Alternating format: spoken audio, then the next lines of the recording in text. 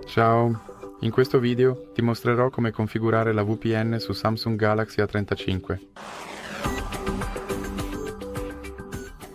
Quindi devi iniziare aprendo il Google Play Store, poi clicca sulla barra di ricerca e digita Turbo da VPN e clicca su cerca. E ora devi selezionare questa applicazione e cliccare su installa.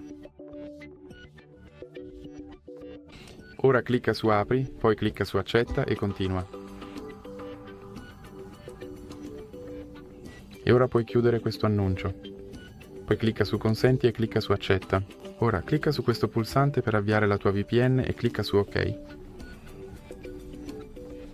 Ora puoi chiudere questo annuncio e come puoi vedere ora sono connesso alla VPN in Canada. Quindi questo è tutto per questo video. Se ti è piaciuto per favore ricorda di mettere un mi piace e iscriverti.